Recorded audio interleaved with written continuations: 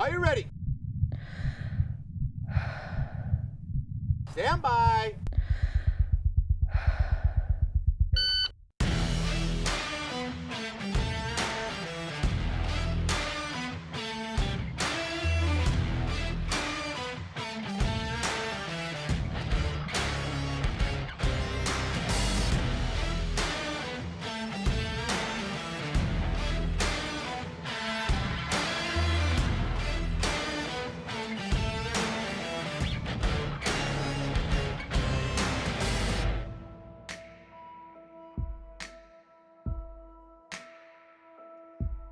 So it's hard to believe, but this is our 4th year hosting the Trident Armory Stand By to Fly benefit match in Maine State Championship. My name is Chris Austin, organizer for the Stand By to Fly benefit match, and for work I'm an insurance agent with FA Peabody. My name is Zach Greenier. I am the team captain of the Trident Armory shooting team. I'm also the match director for the Trident Armory Stand By to Fly benefit match in Maine State Championship. I've been doing that for the last 4 years. My name is Mark DeRigo. I'm the 3rd member of the Trident Armory shooting team, as well as I'm an organizer for the Trident Armory Stand By to Fly benefit match in Maine State Championship. Outside of shooting competitively, I'm a United States Air Force veteran, and also I am an air traffic controller with the Federal Aviation Administration out of Bangor. I also compete nationally in the United States Practical Shooting Association, or USPSA, a form of action pistol, and we travel across the country shooting major matches. Outside of the shooting sports, I am a physician assistant and I practice in internal medicine at a local community hospital. I really enjoy giving back to my community as well as my patients that I serve. And we started the match in 2019 just as an opportunity to give back to local veterans. We have really made this a destination match. We have worked diligently for 9 months with a plan to be able to make this a match that people want to talk about, that people want to be a part of, and that people are going to come across the country for. Designing these stages, we have a 3D stage builder kit, which is basically adult Legos for the shooting community. The stage might come up, and if we dump those out on a table and start standing them up, organizing where the targets are going to be, where the walls are going to be. Other options are we might have something specific in mind, some options we want to give everybody. We're trying to get people to run the stage in different ways. For this match, we've also had some professional help from Ray Lopez and Mike Pan. We just said, hey guys, shoot us some stages. Show us what you've got, show us what would be creative. It's another thing, we're always just trying to be creative and test some skills and have some fun at the same time.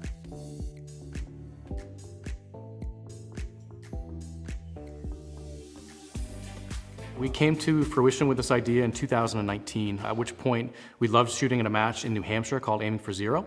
For whatever reason, we were unable to attend that match that year, and Chris and I, as well as Trident Armory, decided, why can't we host this match on our own and do something like that, raising money for veterans? It was something that we were super passionate about, being able to compete in USPSA, but also serve a purpose and give back to the community. In 2019, we had 2 months to plan what we thought could be a really amazing event, and we set out to make it as great as what we could in just the 2 months that we had. So the first year, Zach reached out to us, and it was a little bit later in the season, a little closer to the event, and asked if we wanted to be part of it.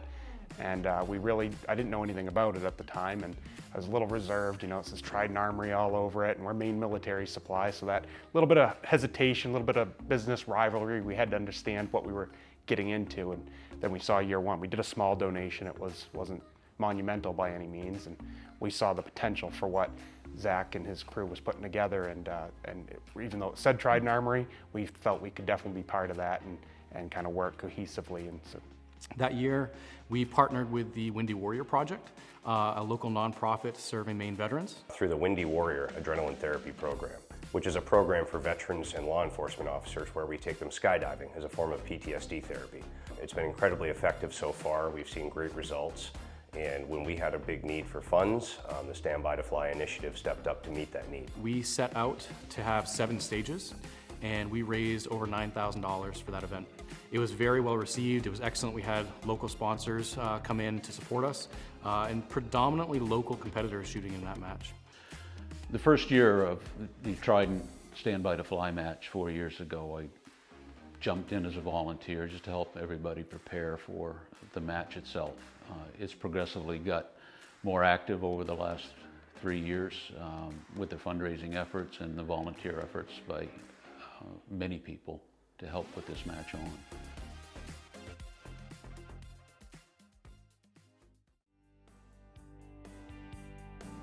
Year two, I reached out to Zach, or he reached out to me, and we were one of the first stage sponsors. I said, we want to be part of this, we want to be part of this every single year, and we want to be #1 up there, we want to be your first donation, we want to be at the front with you guys helping this cause, because we see that all the money they raise, you know, it gets poured right back into our community. In 2020, we came back knowing that this is something that we wanted to make a mission for ourselves, to give back to our veterans. It continued to increase in demand and increase in membership and people attending. In 2020, we teamed up with House in the Woods in Lee, Maine. So it was a calling by God to start House in the Woods. We didn't have any idea how or where we were going to do it or when, but we knew we wanted to do it. Reason we started House in the Woods, June 23rd, 2007, our son, Sergeant Joel A. House, was serving in U.S. military in Taji, Iraq. They were out on patrol one morning and they got hit by an IED, which killed my son, 3 other soldiers, and an Iraqi interpreter. So after his funeral, we got invited to go to Fort Hood, Texas, to a memorial, and stayed with friends of my sons, Mark and Ann Legea. They were both military. It was kind of comforting in one sense, knowing you weren't alone, but yet really a difficult time for all the families. So from that, after the memorial service, we went back home, met some of the other Gold Star families, because there were 3 other soldiers killed with my son. We wanted to do something in his memory. He loved the outdoors, he loved hunting, fishing, canoeing, kayaking, cookouts, family atmosphere. And that's why we started House in the Woods, because of his sacrifice.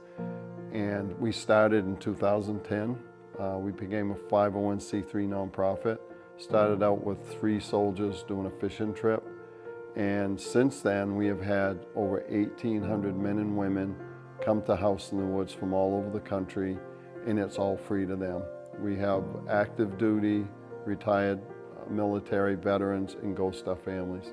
Our family land that my parents handed down to us, we have about 120 acres, and we have a trail, old logging road, that leads up to a little field, and in that field we just had a little memorial for my son. It's a memorial that the Girl Scouts from Lincoln, Maine got together, and they had a project and wanted to do this memorial and have signs with different names of trails on the way up in different areas on the property. So that memorial has a picture of my son on there and talks about what he liked to do, because that's some property that he used to walk and be on many, many times. So very special to our family. It's very healing, and that's what we're about, is the healing process that takes place is amazing.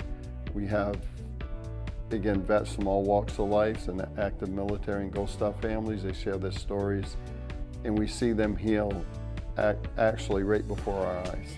It's phenomenal, a lot of laughter, a lot of, joking, and there are serious talks also amongst themselves. But the healing part, the camaraderie is what we're about. The hunting and fishing is a way to bring them together. And it's just amazing to listen to their stories and what they've been through and how we can help them. And for us as an organization, it's a thank you to them for their service. So we have 28 beds. We have 6 bedrooms on the main floor. Each bedroom where the vets sleep have 3 beds, 2 singles, 1 queen. Everything's ADA. They have their own shower, bathroom, big closet. Also, we have a mat that we started in 2019 where the vets that come here put a pin where they're from, and it's really neat. We've had vets come from over 35 states. The great room has a big high ceiling, about a 25-foot ceiling. That's where we eat, where we hang out. We have a big couch in there. A lot of good conversations take place in there. It's just like going to your family camp for a weekend or for a week and hanging out. And it's a very relaxed atmosphere where they talk about their different walks of life, where they came from, where they were overseas. And the cooks will even come and sit and talk to the vets, the guides will. So it's like a big family. And that's a great place, all under one roof, and it's just incredible. Very, very healing for everybody. Even our volunteers, it's very healing. Then they take that home and share with their families. And they even contact us, some of the family members, and will say, I have my husband back, or I have my old spouse back that used to be who he or she was. And it's phenomenal to see that. So this facility is set up, it feels like home. This is God's work, and I always share that with people. I just feel like I'm an ambassador for his work. He called me to do this. Trident Armory, Zach, who contacted me and asked if we'd be interested if they did a fundraiser, and I said, of course, we'd love that.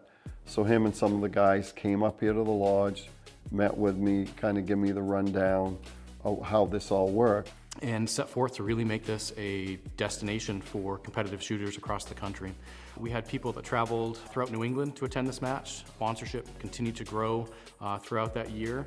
We had, I believe, 9 stages for year number 2, and it was very, very well received. We had upwards of $10,000 in silent auction items that were available. We partnered with the VFW that served food that entire weekend. We had ice cream trucks here, and we really tried to make this a family event, something that could bring other people that may not be involved in the shooting community to see what it's all about. So that year we raised over $17,000 for House in the Woods, and it was a pretty remarkable feat. This was all new to us, and only being able to do this for 2 years to double the profits that we were able to give back to our veterans was really, really remarkable.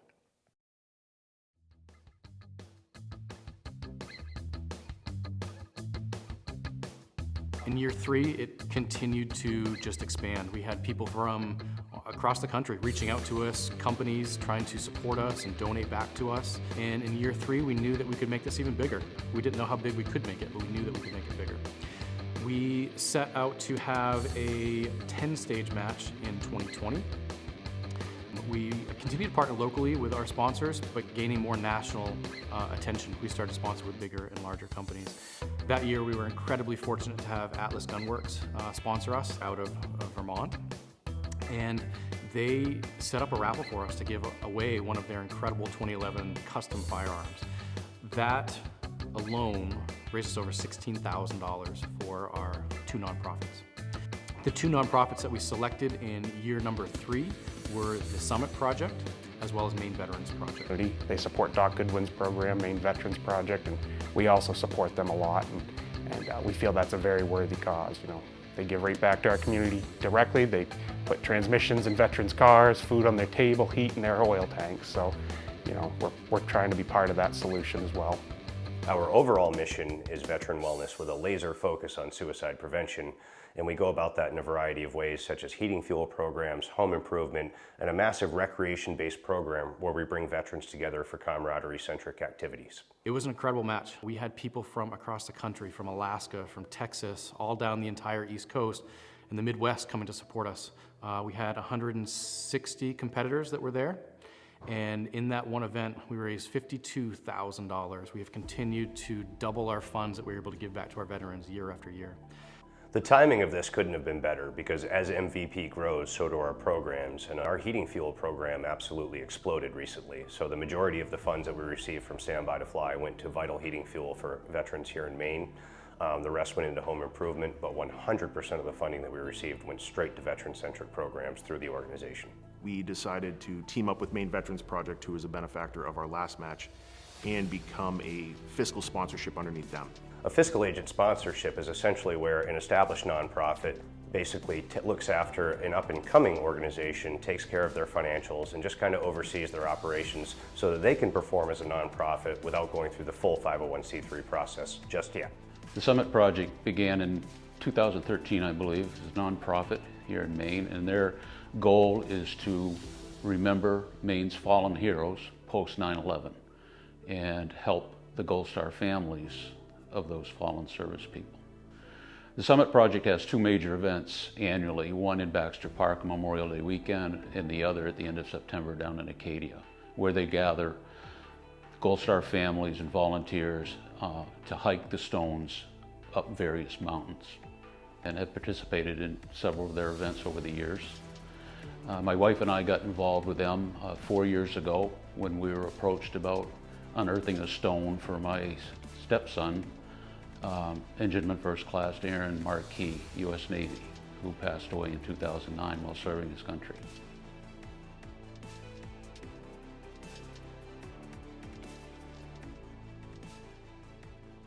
Year 4. It is going to be an incredible year. This year we are teaming up with Canines on the Front Line. They are out of Scarborough, Maine, and doing some incredible work. So we're very fortunate to be able to partner with them and be able to give back. I'm Linda Murray with Canines on the Front Line. We're a Maine-based nonprofit providing service dogs to combat veterans. Over the years, we've graduated about 250 pairs of veteran service dog teams. We just see a huge difference in the outcome after the program, because when you change the life of a veteran, you are not just changing their life, you're changing the life of their friends, their family, their employer. Each loss we have of a veteran here at home is a casualty of war on our own soil. And that's truly how we look at it. And it is up to us, the people in the communities, to come together and say, hey, it's not just faith, it's not just medication, it's not just therapy, it's not, you know, having a dog is a tool in the toolbox. And that's what we tell people. It is not a knee-jerk reaction, this dog is gonna save me. No, this dog is not gonna save you. This dog is gonna stress you out a little bit for a while, but you're gonna have a purpose. And the byproduct is you're giving this dog a purpose. Dogs need jobs.